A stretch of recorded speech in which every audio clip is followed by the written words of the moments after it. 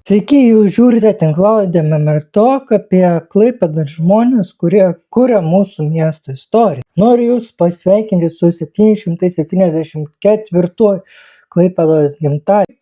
Kad žiūrėjote sausio mėnesio renginių apžvalgą, aš gyriau sausio 13-osios renginių organizatorius. Sakiau, kad pakviesti svečiai puikiai įsiliejo į šventės prasmę ir šventės tematiką. Taip noriu pagirti ir Klaipėdos gimtadienio organizatorius šiemet, nes atlikėjai yra ne iš Kupiškio, ne iš Pasvalio, ne Vilniečiai, ne Kauniečiai. Tai kas dar nežinote, tai šiandien rugpjūčio 1 koncertuoja Klaipėdos gimtadienio proga Household brandas, aš vadinčiau, tai Ingaja. Kas nežinote, Household brandas yra vietinis brandas, kuris neša tam tikros teritorijos ar ne vėliavą. Žinoma, yra Ingaja ir Paulina Paukštytė, kuri nors ir kuria šiuo metu Vilniuje, tačiau jinai yra klaipėdietė ir jinai didžiuojasi būdama klaipėdietė ir neslepia savo sąsajų su Klaipėda. Tai va. O šiandien aš jums noriu pristatyti artėjančius rugpjūčio renginius. Tai čia yra grįžtame su rugpjūčio mėnesio Klaipėdos renginių. Grįžtame su rugpjūčio mėnesio Klaipėdos renginių gidu. Ir tikrai, jeigu galvojate, kad jeigu orai leis, visas rugpjūtis bus apie jūrą, prie jūros ir apie jūrą ir ledus, tai tikrai apsirinkate. Renginių tikrai daug ir atsirinkti buvo sunku, bet išrinkau mano galva pačius įdomiausius arba tuos, kurie galbūt galėtų praslysti pro jūsų akis. Šiuos ir kitus renginius rasite Facebook'e Klaipėdos renginių gidas, o visus apžvelgtus renginius, jų eventus sudėsiu į renginio aprašymą. Važiuojam. Tai pirmasis renginys yra keramikos diena. Ir tai nėra tik tais ar ne apie molinius puodelius, kaip galima pagalvoti iš pavadinimo. Tai rugpjūčio 5-18 dieną Klaipėdos kultūrų komunikacijų centro parodų rūmuose vyks paskaitų vakaras, kur archeologė Raimonda Nabažaitė papasakos apie Klaipėdos koklių istoriją, o menininkas Rokas Dovydėnas apie šiuolaikinės keramikos tendencijas. Man patinka, kad tema atrodo plečianti akiratį. Keramika susijusi ir su technologijomis, ir su dizainu, gal net ekologija, ir turinti nemažą dalį mūsų krašto kultūros istoriją. Tai per 4 dienas vyks ir kūrybinės dirbtuvės, ir ekskursijos po senamiestį. Tai puikia proga tiems, kas nori ne tik pasižiūrėti, bet ir patys pabandyti. Toliau tą pačią savaitę, rugpjūčio 6 dieną, 17 valandą, Ievos Simonaitytės bibliotekoje bus rodomas filmas Kamino.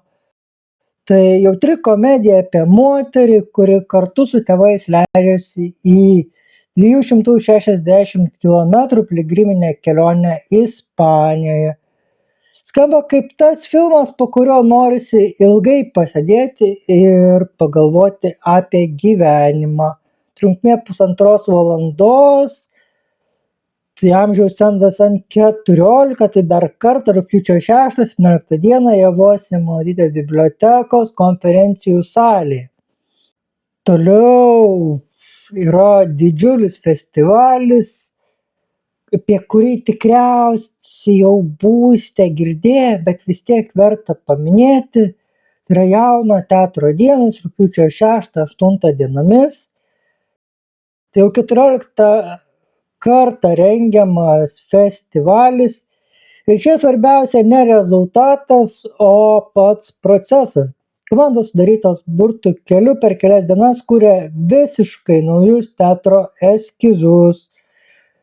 Tai vienas įdomiausių renginių vyks bare Herkus Kantas, kur bus ir istorijų vakaras, ir komandinis romušis, ir uždarymo vakarėlis su grupe Debiutai.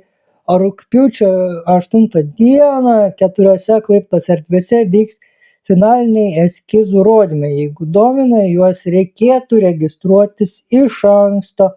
Tai visas nuorodas sudėsiu jums į aprašymą. Toliau rugpjūčio 7 diena klube Mikserija roko vakaras. Tai pasirodys amerikiečių glam roko grupė Adam Bomb Band, kuri jau spėjo koncertuoti pasaulinėme ture kartu su Scorpionais. Tai jie atvyksta kartu su Latvijos indie roko grupe Despicable. Durys atsidaro 21 valandą, pradžia 22 valandą, bilietai guru.lt. Evento nuoroda ir nuoroda į bilietus renginio aprašyme YouTube'ai. Rugpjūčio 8 dieną 12 valandą Lietuvininkų aikštėje šalia Martyno Mažvydo paminklo vyks aikido, kendo, karate, džiudžitsu, MMA ir kitų rytų kovos menų sporto festivalis. Renginys bus koncentruotas į japonų kultūrą, dėl to jame galėsite paragauti japoniškos arbatos, pamatyti japoniškus rūbus bei pasiklausyti japoniškos muzikos. Ir svarbiausias akcentas – pamatyti kovos menų demonstracijas. Šio renginio metu pasistengs organizatoriai sujungti skirtingas disciplinas, parodyti save miestiečiams bei svečiams. Renginys skirtas tiek suaugusiems, tiek vaikams, tiek vyresnio amžiaus žmonėms. Renginys nemokamas ir dalinai finansuojamas iš Klaipėdos miesto savivaldybės lėšų. Dar kartą rugpjūčio 8-12 valandą Lietuvininkų aikštėje. Ir dabar didžioji diena, tai rugpjūčio 12, jeigu orai leis, sėkmės išsirinkti renginį, nes yra ne vienas renginys vienu metu. Tai pirmiausiai kūrėjams, tai 15 valandą Kultūros fabrikas kviečia į praktinės Reels kūrimo dirbtuves, nuo idėjos iki montažo ir publikavimo. Tai puiku tiems, kas nori pagaliau išmokti kurti vaizdo turinį profesionaliau. Reikalinga registracija, kurią rasite renginio aprašyme. Eventas jau yra Klaipėdos renginių gido Facebook'e. Tarptautinės jaunimo dienos šventė, tai tiems, kam yra nuo 14 iki 29 metų. Tai baidarės, Danės upe, pica, muzika ir šoumenai. Tai registracija iki rugpjūčio 11 dienos, susitikimo vieta Kretingos gatvėje 40. Plačiau apie tai Facebook'e Klaipėdos renginių gidas. Ir tą patį vakarą 20 valandą Danės skvere prasideda Klaipėdos Skrynai festivalis. Tai yra nemokamas turinio festivalis po atviru dangumi, 3 vakarus iš eilės prie Ateik upė, kur bus rodomi ne tik įdomiausi kūriniai, bet ir pokalbiai su kūrėjais. Tai rugpjūčio 12 dieną trumpametražiai filmai, rugpjūčio 13 dieną muzikiniai klipai ir rugpjūčio 14 dieną reklaminiai klipai. Net tai 21 valandą, rugpjūčio 12, 13 ir 14 dieną prie Ateik upė.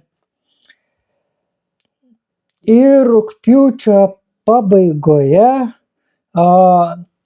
tai jau 6 kartą vyksiantis didžiausias aplinkosaugos festivalis Darom prie jūros Melnragėje. 3 dienas darom tvarkys kopas, žygiai gamtoje, rūšiavimo veiklos, koncertai ant kranto, edukacijos ir pramogos visai šeimai. Bilietas nemokamas, bet virtualus, reikia jį pasiimti iš anksto. Tada yra koncertas rugpjūčio 22 dieną, tai abudu atvažiuoja grupė į Klaipėdą ir vienas iš finalinių vasaros akordų rugpjūčio 22 dieną kultūrinėje erdvėje Hofas koncertuos grupė Abudu. Vienintelis jų pasirodymas visame pajūryje šią vasarą, durys 19 val., pradžia 20 val. Ir bilietai brangsta nuo rugpjūčio 3-10 val. Tai jeigu domina, geriau nedelst. Pabaigti noriu su rugpjūčio 15 koncertu, nes grupė, kuri turi gilias sąsajas su pajūriu, tai yra grupė Kyla vėjas, tradiciškai rugpjūtį atvyksta į Klaipėdą. Tai Kyla vėjas yra dar post-punk duetas, kurio šaknys giliai įleistos pajūry, o naujausias albumas dedikuotas Baltijos krantui ir bangoms. Grupė dažnai apima emocinį spektrą nuo kasdienybės iki pulsuojančios romantikos, kartais tampančios nesuvaldoma jėga. Tai rugpjūčio 15 dieną 19 val. Atsidaro durys, 20 val. Kyla vėjas. Koncertas, bilietas 15 eurų. Herkus Kantas bare. Tad čia ir pabaigsiu rugpjūčio mėnesio apžvalgą. Dalyvaukime renginiuose, ypač nemokamuose, kuriuos dažnai finansuoja Klaipėdos miesto savivaldybė iš mūsų visų mokesčių mokėtojų pinigų. Palaikykime vietinius kūrėjus ir susitiksime, tikiuosi, kad rugsėjo renginių apžvalgoje. Tai čia buvo tinklalaidė Memeltokė, rugpjūčio Klaipėdos renginių gidas. Ačiū ir iki.